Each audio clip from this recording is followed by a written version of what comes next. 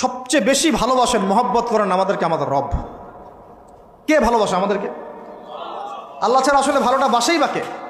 আমরা যে পবিত্র সম্পর্কে কথাও বললাম, এই যে স্বামী স্ত্রীর সম্পর্ক, স্বামী স্ত্রীর মধ্যে মহব্বত, পবিত্র সম্পর্ক, এটা হালাল বৈধ। আল্লাহ পাক বৈধতা দিয়েছেন, কারণ আমাদের প্রবৃত্তির চাহিদা আছে। এই চাহিদা পূরণের জন্য আল্লাহ পাক আমাদেরকে হালালভাবে বিয়ে করতে বলেছেন। সমাজ বিয়েটাকে কঠিন করে ফেললো আর জেনাটাকে সহজ করে ফেললো। বিয়ে কঠিন হয়ে গেল, এরা এখন বিয়ে করতে পারবে না চাইলে। 21 বছর না 20 বছর বয়স হলে সে বিয়ে করতে পারবে না। 20 বছর একটা ছেলে আগামীকাল এই তথাকথিত ভালোবাসা দিবস পালন করতে পারবে, জেনা করতে পারবে। কেউ বলার কিছু নাই, কেউ বলার নাই, কেউ দেখার নাই। চলছে মানে এভাবেই চলছে। সমুদ্রের পানিতে ভেসে গেছি আমরা। একটা মেয়ের বয়স 17 বছর, সে কালকে জেনা করবে। অগণিত মেয়ে কালকে 17 বছরের মেয়ে জেনা করতে পারে, আল্লাহ হেফাজত করুন। কিন্তু এ এখন বিয়ে করতে পারবে না। বিয়ে করতে গেলে সমস্যা। তাহলে চিন্তা করেন, পয়সার এক পিঠ যদি আপনি দেখেন, অপর পিঠ দেখতে হবে। এক পিঠে যদি এই সমস্যা হয়, অপর পিঠে কী পড়তে সেটা দেখতে হবে, আমাকে বুঝতে হবে। বিয়ে কঠিন হয়ে গেল, জেনা সহজ হয়ে গেল। আবার বাসায় ধরেন একটা পুরুষের সামর্থ্য আছে, চাহিদাও বেশি, সামর্থ্য আছে অনেক, চাহিদাও বেশি। সমাজে বিধবা মেয়ে পড়ে আছে, তালাকপ্রাপ্ত মেয়ে পড়ে আছে, এতিম মেয়ে পড়ে আছে, বিয়ে করার মানুষ নাই। এখন সমাজে যদি কোনো সৎ পুরুষ একাধিক বিয়ে করে, তাকে সমাজে বাঁকা চোখে দেখা হবে।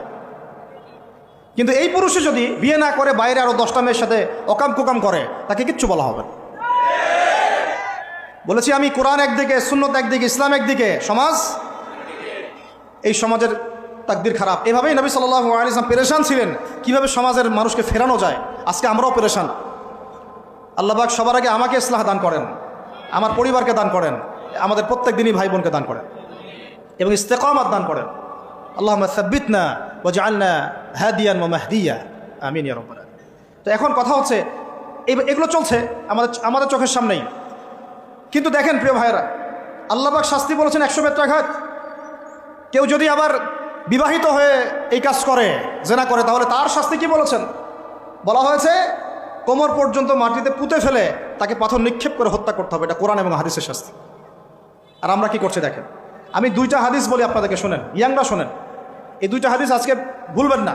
আলোচনা অনেক লম্বা হচ্ছে তো অনেক কিছু ভুলে যেতে পারে, এই 2টা হাদিস ভুলেন না। একটা হচ্ছে 3 জন ব্যক্তি একবার একটা গুহায় আটকা পড়ছে।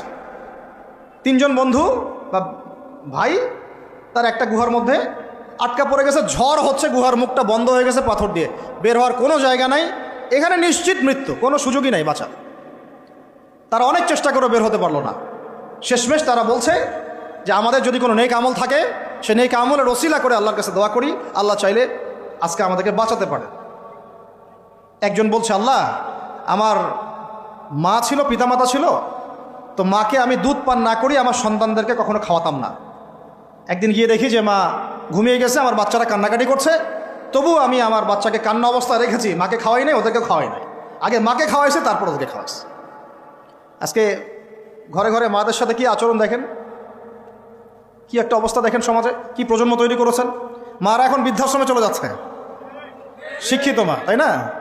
মায়ের পায়ের নিচে আপনার জান্নাত। আর এটাও একটা ব্যাপার, যে মায়েরা আবার হাজরা আলাইহিস সালামের মতো হবেন না, যে মায়েরা সারা আলাইহিস সালামের মতো হবেন না, আয়েশা খাদিজা রাদিয়াল্লাহু আনহুমা তাদের মতো হবেন না, তো আপনাদের গর্ভ থেকে তো এর চেয়ে ভালো সন্তান আশা করা যায় না। সমস্যা সব দিকেই আছে না? তো ও এই দোয়া করার সাথে সাথে একটু সরে গেল, আল্লাহর পক্ষ থেকে এই পাথরটা একটু সরে গেল, সুবহানাল্লাহ। কিন্তু বের হওয়ার জন্য এনাফ না। এরপরে আরেকজন দোয়া করছে যে আল্লাহ, আমার একজন কর্মচারী ছিল, টাকা পাইতো আমার কাছে কিছু, তো সে একদিন বেতন না নিয়ে চলে গেছে। টাকাটা দিয়ে আমি কিছু পশু কিনেছি, মানে গবাদি পশু। এই গবাদি পশু 2টা থেকে 4টা, 4টা থেকে 8টা হতে হতে অনেকগুলো হয়েছে। একদিন অনেক দিন পর সে আসছে, এসে বলছে আমার টাকা দাও। সে বলছে যে এই সবগুলো পশু তোমার, নিয়ে যাও। তুমি কি ইয়ার্কি ফাজলামি করতেছো আমার সাথে? আমার টাকা আমাকে দাও। না, ইয়ার্কি ফাজলামি করতেছি না, এটা তোমার টাকা দিয়ে কেনা ছিল, সবগুলো বংশবৃদ্ধি হতে হতে আজকে এই অবস্থা হচ্ছে। তো আল্লাহ, তোমার সন্তুষ্টির জন্য যদি এই কাজ করে থাকি, আল্লাহ আজকে আমাকে এই বিপদ থেকে বাঁচাও।